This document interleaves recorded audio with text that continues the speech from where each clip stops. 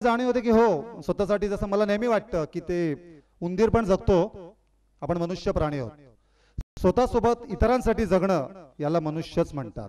आणि मला नेहमी असं वाटतं, अगदी काय मी म्हणत नाही आर्थिक मदत करा कोणाला, विचारांची मदत, इतर गोष्टींची मदत, जसे वृद्ध नागरिक आहेत किंवा इतर कोणी आहेत, ही मदत आपण आपल्या मनापासून करू शकतो. म्हणजे सुरुवात तिथून होते. म्हणून मला नेहमी असं वाटतं, मूल घडतं किंवा बिघडतं 100 नव्हे 200% घरामुळेच त्याचं हे ज्वलंत उदाहरण या ठिकाणी आहे. आणि मग मला असं वाटतं की ते घरातलं वातावरण कसं असावं, काही वेगळं नव्हतं यांच्या घरी, फक्त एकच होतं, चांगले विचार. आणि या चांगल्या विचारांच्या जोरावरच आज यांची मुलं IAS आणि IPS अधिकारी घडलेत. तर मला असं वाटतं इथून अजून एक चांगली गोष्ट घेऊन जाणार, म्हणजे पुन्हा मी मराठा मंडळ आणि राईचे आभार मानतो की आज तुम्ही आम्हाला बरंच काही देणार आहात, तेही विनामूल्य. म्हणजे आज चांगले विचार सुद्धा आपण घेऊन जाणार आहोत, की चांगले विचार जर घरी नेले आपण तर निश्चितपणे आपण आपल्या मुलांमध्ये पण ते बिंबवू शकतो. बरेचदा असं होतं, पालक येतात माझ्याकडे आणि मला सांगतात की सर ते पहिलीचं काय ते मूल असतं ते स्थिर बसत नाही. मला कळत नाही, पहिलीचं मूल स्थिर बसत नाही. मग मी एक साधा प्रश्न विचारतो, तुम्ही तुमची पहिली आठवा, चुळबुळ करणारच.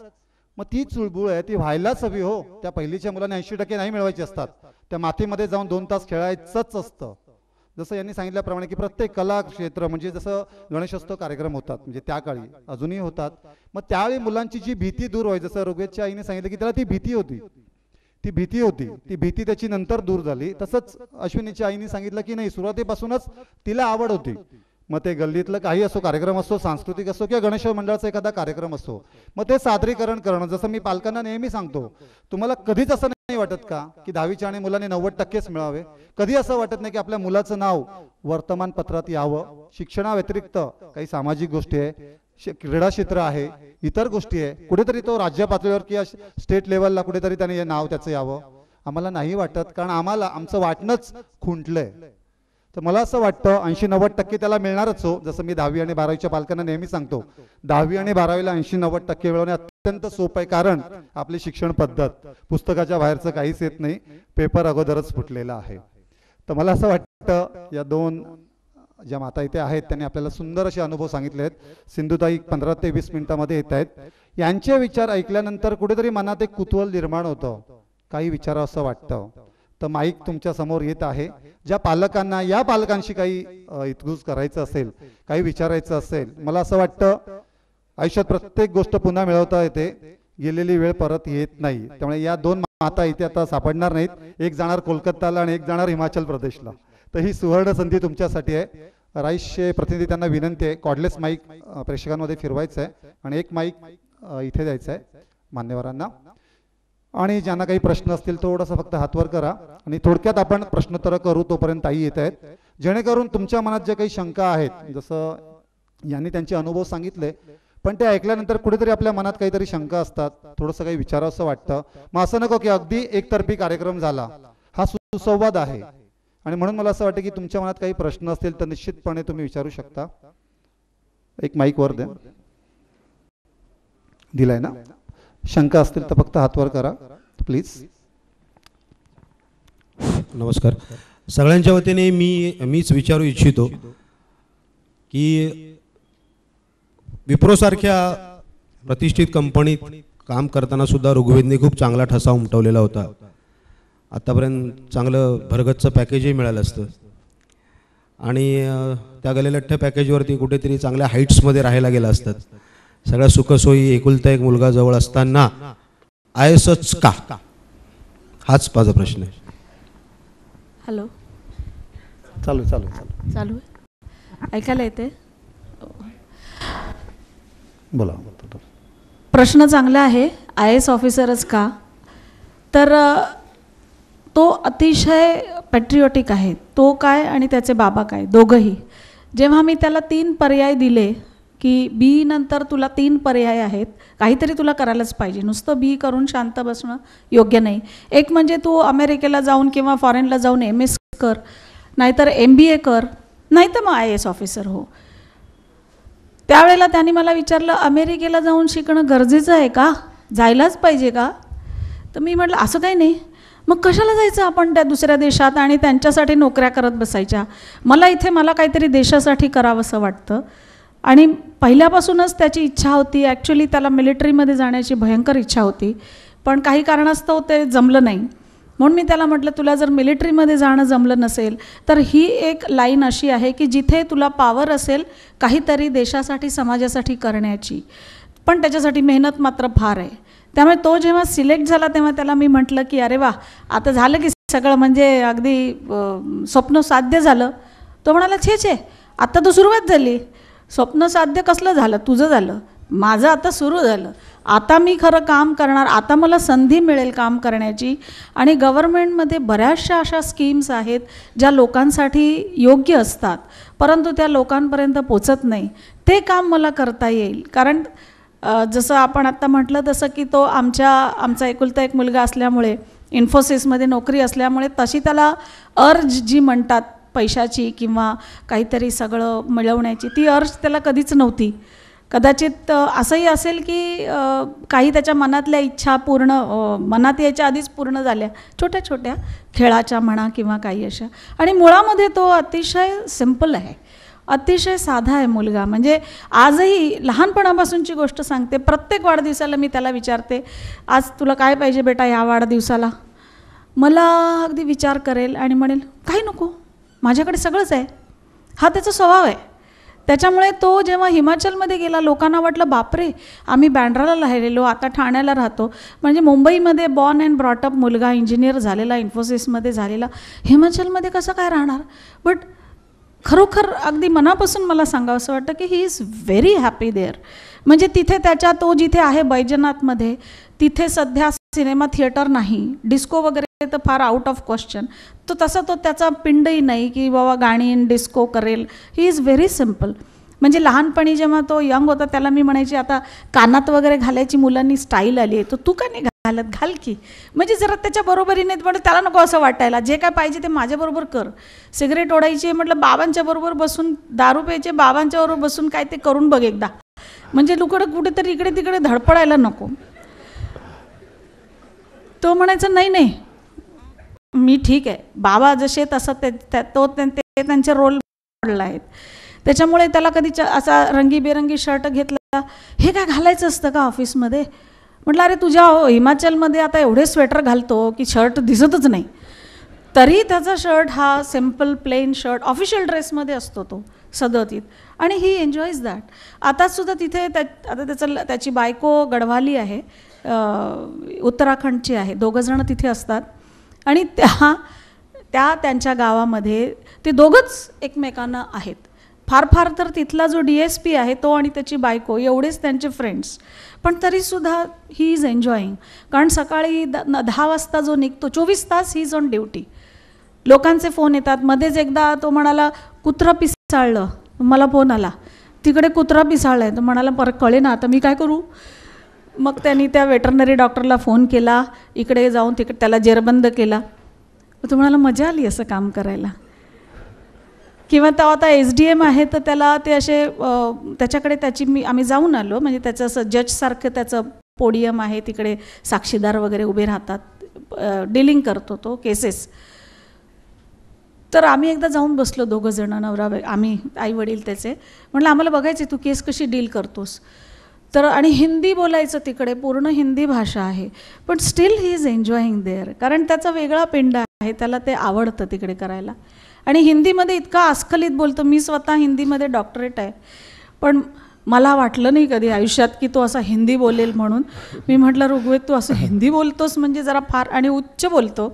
त्यामुळे त्याच्या बाबांचं हिंदी पूर्ण मराठी बॉम्बे या हिंदी आहे. त्यामुळे ते म्हणतात इधर झुरल आया आहे वगैरे असं आम्ही बोलतो. पण आमची सूनबाई पण समजून घेते. ती म्हणते डॅडीचं हिंदी जास्त छान वाटतं, तुम्ही तर आमच्यासारखं बोलतात. पण तिथे तो हिंदी बोलतो. आणि एकदा तर आता इलेक्शनचीच गोष्ट, सॉरी मी थोडंसं एक्स्ट्रा बोलते. नक्कीच. पण इलेक्शनच्या वेळेला त्याची एक एरिया तो जिथे राहतो त्या एरिया डिस्ट्रिक्टमध्ये, सब डिव्हिजनमध्ये एक बडा भंगाल म्हणून एक जागा आहे, जिथे पायी चालत गेलं, रस्ता नाही, मोटर जात नाही, पायी चालत गेल्यानंतर 3 दिवसानंतर माणूस त्या गावी पोचतो. तिथे फक्त 15 ते 20 लोक राहतात आणि त्यांच्यासाठी इलेक्शन कमिशनने तिथे पोलिंग बूथ बसवला होता. मग तिथे पोचणार कसं, तर ह्यांच्यासाठी हेलिकॉप्टर ऑर्गनाईज केलं. तो म्हणाला मी आयुष्यात पहिल्यांदा हेलिकॉप्टरमध्ये बसलो मामा, एवढी मजा आली. आणि तिकडे इतका सुंदर प्रदेश आहे. तिकडे गेल्यानंतर ह्यांचं हेलिकॉप्टर बंद पडलं आणि हे तिकडेच लटकले लोक. त्यामुळे मग तिथे कम्युनिकेशन नाही. मग ह्याच्या सावधगिरीने आधीच त्यांनी काहीतरी कम्युनिकेशनची सोय करून ठेवल्यामुळे त्याला ते कम्युनिकेट झालं. 4-5 तासानंतर विमान परत आलं, एअरफोर्सचं विमान, कारण साधं विमान हेलिकॉप्टर तिथे जातच नाही. पण नंतर ते EVM मशीन त्या हेलिकॉप्टरमध्ये बसून ह्यांनी स्टाफच्या बरोबर पाठवून दिली.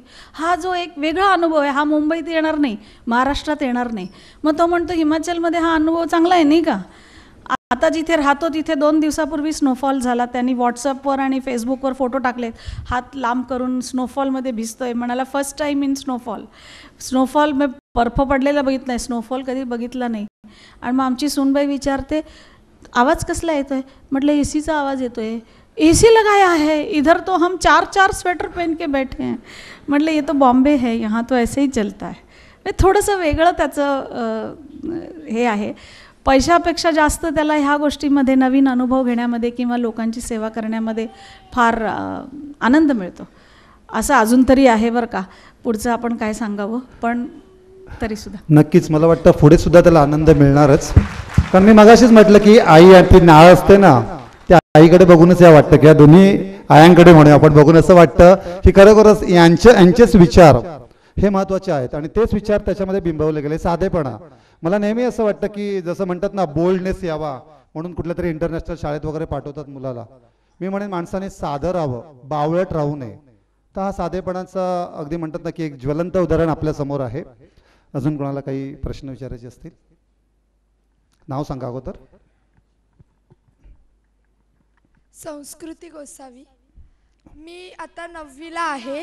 तर मी IAS होण्यासाठी कितवीपासून अभ्यास सुरू करू, काय करू आणि कसा करू? अरे बापरे, आता एक शाळाच घ्यावी लागेल हिची. ठीक आहे, खूप छान प्रश्न आहे. प्लीज काहीच करू नकोस, आता एन्जॉय कर, खा पी खेळ, मस्त पिक्चर बघ वगैरे. हे सगळं तुला ग्रॅज्युएशन नंतरच विचार करावा लागेल, कारण तिथं मिनिमम क्वालिफिकेशन हे ग्रॅज्युएशन असतं. कुठलंही ग्रॅज्युएशन म्हणजे BA BCom BSc MBBS BE त्याच्यानंतरच हा विचार करायचा. आणि कुठलंही अकॅडमी चांगली अकॅडमी जॉईन करायची, जशी लक्ष आहे, वेद आहे किंवा त्या अविनाश धर्माधिकाऱ्यांची चाणक्य आहे अशा. आणि आपल्या ठाण्यातली CD देशमुख, चिंतामणराव देशमुख, अशा चांगल्या अकॅडमी. आणि तुमचं फ्रेंड सर्कल तुम्ही खूप वाढवा, त्याच्यामधनं तुम्हाला खूप इन्फॉर्मेशन मिळू शकते. एक किस्सा मी सांगते. अश्विनी डिस्कवरी बघत होती आणि त्याच्यामध्ये दाखवत होते की कोब्रा पानांचं घरटं बनवतो आणि त्याच्यात अंडी घालतो. तर हे विचारला होता हा प्रश्न आणि तो तिला माहिती होता, त्यामुळे तिनं राईट केलं तर त्याचे पूर्ण मार्क मिळाले. हे छोट्या छोट्या गोष्टींचे माहिती आहे. एकदा एक तिचा मित्र तिला सांगत होता की लक्षद्वीपमध्ये हार्ड वॉटरचं प्लांट आहे. तर त्यांनी असा प्रश्न विचारला होता, हार्ड वॉटरचं प्लांट कुठे? तिनं लक्षद्वीप असं, तिचा मित्र तिकडे काम करायचा त्यामुळं तिला ती माहिती होती त्याच्याशी बोलण्याच्या ह्याच्यामधून असं. तर असं तुम्ही तुमच्या मित्रमैत्रिणी भरपूर डिस्कस करा. इथे तुम्हाला त्याच्यातनं नॉलेज मिळतं. पुस्तकातल्या किडा होऊ नका. पुस्तकातलं असतं नॉलेज, नाही असं नाही. काही नॉलेज वाचूनही मिळतं, काही ऐकून मिळतं, काही बघून मिळतं. सतत अलर्ट राहा, हेच ज्ञान मिळवण्याचं एक साधन आहे. बस अलर्ट राहण्याच्या बाबतीत मला सांगावंसं वाटतं की 9वीत आहे ना आता तू, तर कान डोळे उघडं ठेवायचे. जे काय दिसतं ते सगळं ॲब्सॉर्ब करायचं. मी नेहमी माझ्या फॅकल्टी म्हणून मी जेव्हा जाते तेव्हा मी सांगते की we have to be like स्पंजसारखं आपण झालं पाहिजे. जे काय घडतं ते सगळं आपल्यात साठवून ठेवायचं. पुष्कळशा गोष्टी घडत असतात ज्याच्यासाठी पुस्तकच वाचायला पाहिजे, जसं आई म्हणाल्या तसं नाही. परंतु वाचन करायला काय हरकत नाही आणि वर्तमानपत्र वाचायला आत्तापासूनच सुरुवात करायला काही हरकत नाही. ते हळूहळू ज्ञान आपोआपच वाढत जातं, त्याच्यासाठी काही करायला लागत नाही. आणि ग्रॅज्युएट होईपर्यंतच ते ज्ञान इतकं वाढत जातं की सगळ्या गोष्टी अर्ध्या अधिक माहितीच असतात. कारण IASच्या परीक्षेला वाटेल तो प्रश्न विचारतात, वाटेल त्या फील्डमधला विचारतात आणि अक्षरशः म्हणजे काय अभ्यास करणार तुम्ही असा प्रश्न असतो की काहीही विचारणार, हजरजबाबपणे उत्तर देता आलं पाहिजे. कुठेतरी काहीतरी क्लिक होतं आणि माणूस त्याचं उत्तर देऊन जातो. पण कान आणि डोळे उघडे ठेवायचे, मन उघडं ठेवायचं, मनामध्ये जे काय असेल ते सगळं छापखाना करून छापून घ्यायचं, स्पंजसारखं साठवून घ्यायचं. खूप छान. आणि मला वाटतं अश्विनीच्या आईने जो प्रश्न केला की चांगलं इन्स्टिट्यूट निवडायचं, तर मुलुंडकर तुम्ही सुदैवात की चांगलं इन्स्टिट्यूट तुमच्या दारात आलंय, राईस संस्था, जी तुम्हाला आता पत्रक दिलेलं आहे. म्हणजे तुमची ती काळजी मिटलेली आहे, कारण तिकडे ऋग्वेद स्वतः शिकवतो किंवा शिकवायचा यापूर्वी, त्यामुळे ती इन्स्टिट्यूटची तुमची एक काय म्हणतात ना काळजी निघून गेली. दुसरं, आता या आई म्हणलं त्याप्रमाणे किती 9वीला आहे, काहीच करू नकोस. खरंच किती आत्मविश्वास होता त्या उत्तरामध्ये की काहीच करू नकोस. म्हणजे काय, तर जे समोर दिलंय ते करतो तेवढंच. दुसरं, ऋग्वेदच्या आईने सांगितलं की वर्तमानपत्र वाचन. मला खरोखरच, किंवा मित्र आणि मैत्रिणींना तो एक वेगळा ग्रुप करा, असं अश्विनीच्या आईने सांगितलं. आज प्रश्न बरेचदा विचारला जातं, जसं मला, की तुम्ही व्हॉट्सअपवर आहात का, जसं काय मी चंद्रावरच आहे. त्याला ते ॲप्स म्हणतात ते पण माहिती नाही. मग मी माझा मोबाईल दाखवतो, मग तो प्रश्नच विसरून जातो. मग त्या व्हॉट्सॲपचा वापर कसा करायचा हे आम्हा भारतीयांना कळलं नाही. आणि हा इंटरनेट नावाचा भयानक विषाणू अमेरिकेने सोडलाय, पण त्याचा वापर आपण कसा करायचा ना पालकांना कळलंय ना मुलांना. जसं यांनी खूप चांगला मुद्दा मांडला की चांगला ग्रुप तयार करा. मला खूप वाईट वाटतं, आमचा ग्रुप आहे, मी त्या हॉटेलमध्ये एकदा बसलेलो, ती एक होती कॅफे CCD मध्ये, घराच्या खाली झालं आमच्या, त्यांचं चॅटिंग चाललं होतं की आपण एक ग्रुप बनवूया. मी म्हटलं काय कंपनीचा ग्रुप वगैरे आहे की काय मोठ्या, नंतर कळलं व्हॉट्सॲपचा ग्रुप बनवूया. एवढा आनंद होता त्या चेहऱ्यावर. पण मग मला यांचा मुद्दा योग्य वाटला की तो ग्रुप बनवा, आपण त्या ग्रुपच्या माध्यमातून योग्य ती माहिती पुरवा. जसं मला खूप वाईट वाटतं की जेवलो व्हॉट्सॲपवर पाठवले, पार्टी आहे केक कापला व्हॉट्सॲपवर पाठवले, काय चाललंय काय. आपल्या खाजगी मालमत्तेचं किंवा खाजगी आयुष्याचं आपण प्रदर्शन करतोय. मग ते फ्लेक्स जे लावतात ना, ते बरोबर मी म्हणेन ते प्रदर्शन आहे, आणि तुम्ही पण तेच करताय. आपण ॲपच्या माध्यमातून आपले फ्लेक्स लावतोय.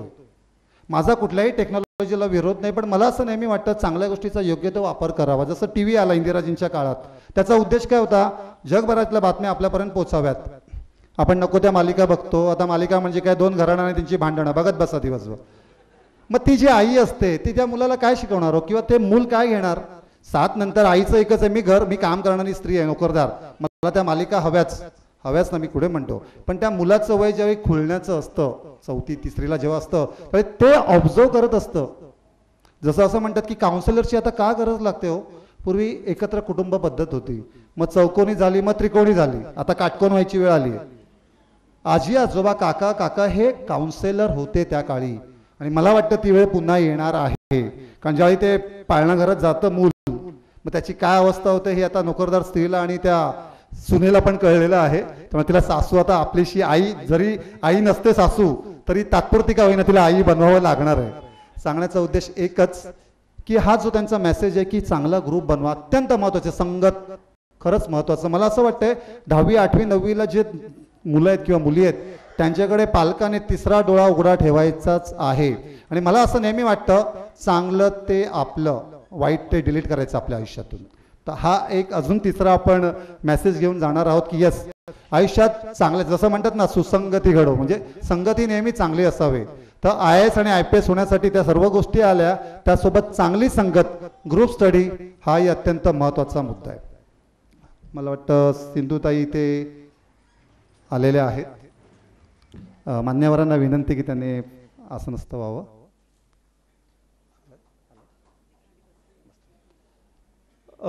खाली बसल्या येत आहेत त्या, 1-2 मिनटं बसा. पण खूप बरं वाटलं, तुम्ही अगदी उत्स्फूर्तपणे उभे राहिलात, धन्यवाद. आणि या दोन्ही ज्या माता होत्या त्यांचा जोरदार टाळ्या वाजून आपण त्यांचे आभार मानूया.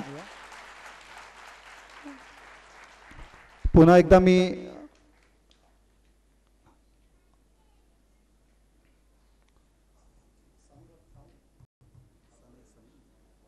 थोडी आल्या की थोड्याच वेळात आता सिंधुताई येतील आणि त्यावेळी कोणी काही बोलणार नाहीये, आपल्याला फक्त त्यांचंच ऐकायचं आहे. आणि मला वाटतं खरोखर ही संध्याकाळ म्हणजे आपण 4:30ला कार्यक्रम सुरू केला आणि 6 वाजलेत. जोरदार टाळ्यांच्या गजरात ताईंचं या ठिकाणी आपण स्वागत करूया. ज्या क्षणाची आपण उत्कंठेने वाट बघत होतो तो क्षण आज इथे आलेला आहे. टाळ्या अजून जोरदार होऊ द्या. आम्हा मुलुंडकरांसाठी एक वेगळं भाग्य या ठिकाणी लाभलं आहे.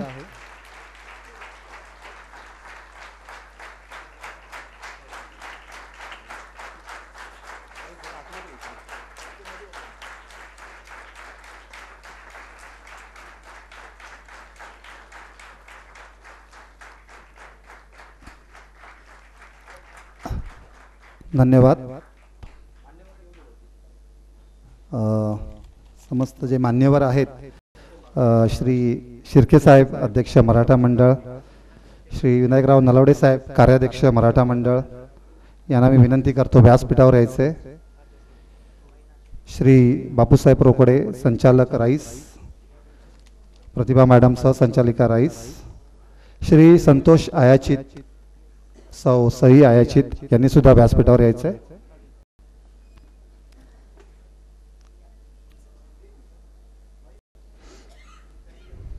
आपण ज्या क्षणाची अगदी उत्कंठेने वाट बघत होतो तो क्षणीकडे आलाय आणि ताईंबद्दल तुम्हाला माहिती आहे, अगदी सहजपणे कुठलाही औपचारिकपणा नसणार आहे आपल्या कार्यक्रमात, कारण त्यांना सुद्धा आवडत नाही तो औपचारिकपणा. त्यामुळे कुठलाही औपचारिकपणा न ठेवता आपण या कार्यक्रमाला सुरुवात करणार आहोत. हो, सर्व मान्यवरांना इथे बसू दे. खरंच आम्हा मुलुंडकरांसाठी एक आगळी वेगळी अशी संध्याकाळ या ठिकाणी आपण अनुभवतो आहोत.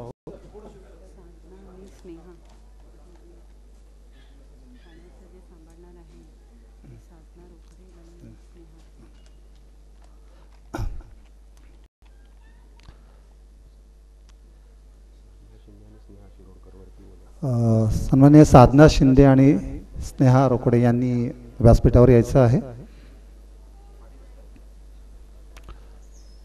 मला वाटतं आपण 4:30 वाजता आलेलो आहोत आणि खरंच आगळ्या वेगळ्या पद्धतीने या कार्यक्रमाची रंगत उत्तरोत्तर वाढतच गेली. कारण आपण जे 2 अनुभव ऐकले मगाशी, म्हणजे जे आई दोन माता येऊन गेल्या त्यांचे अनुभव ऐकले, त्यांच्याशी आपण संवाद साधला आणि मग त्यानंतर आपल्याला जाणून झालं की हो खरोखरच खूप वेगळं पण असतं त्या आईमध्ये पण आणि त्या मुलामध्ये पण.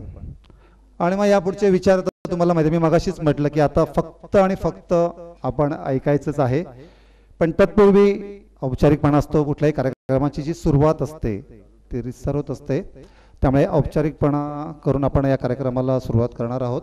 तत्पूर्वी मला पुन्हा एकदा मराठा मंडळ मुलुंड आणि राईसचे खरोखरच मनापासून आभार मानावेसे वाटतात, एवढ्यासाठी की सामाजिक बांधिलकी हा जो काही प्रकार जो हल्ली लोप पावत चाललाय, एखादा उपक्रम घ्यायचा म्हणून घेतला जातो. जसं बरेचदा असं म्हटलं जातं, जसं या कार्यक्रमात तर सिंधुताई येणार म्हटल्यावर तरुणाई पण एवढ्या मोठ्या संख्येने आली जी सहसा दिसत नाही.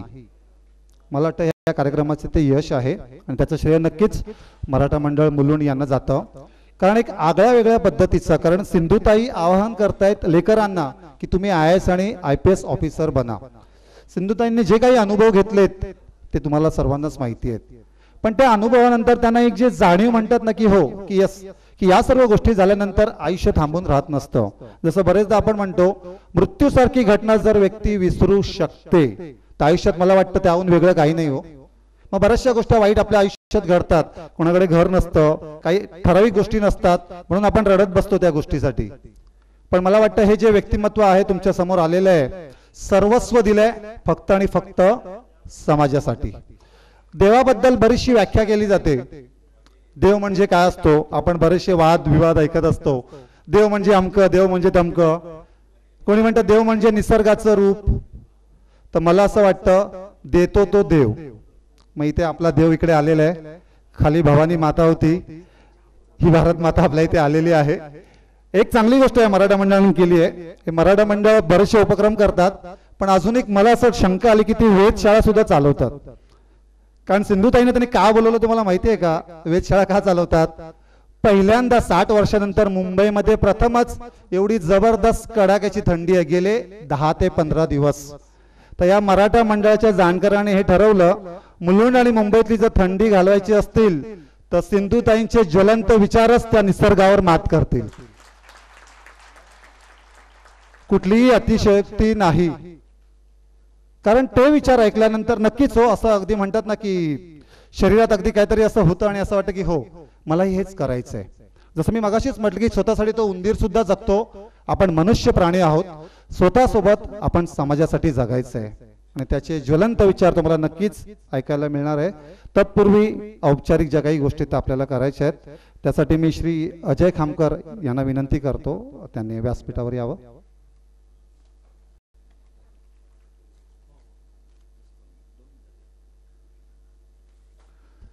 नमस्कार मंडळी, आपण या अगोदर 2 मातांचे विचार ऐकले आणि आता सिंधुताई आपल्या समोर आहेत. जास्तीत जास्त वेळ त्यांना बोलायला द्यायचं आहे. आपण एक औपचारिक म्हणून आपण कार्यक्रमाला सुरुवात केली होती, पण सिंधुताईंच्या आगमनानंतर मराठा मंडळाच्या प्रथेप्रमाणे, कारण हा कार्यक्रम मराठा मंडळ आणि राईस यांच्या संयुक्त विद्यमाने आपण करत आहोत. मराठा मंडळाचे बरेच कार्यक्रम उपक्रम राबवते, अनेक संस्थांशी जॉईंट व्हेंचरने आम्ही असे कार्यक्रम इथे करत असतो. तर एक मंडळाच्या प्रथेप्रमाणे मंडळाचे कार्याध्यक्ष विनायकराव नलावडे हे छत्रपती शिवाजी महाराजांना पुष्पहार अर्पण करतील. त्यानंतर उपस्थित मान्यवर दीपप्रज्वलन करतील. मी सर्वांना विनंती करतो की त्यांनी कृपया या स्टेजच्या उजव्या बाजूला यावं.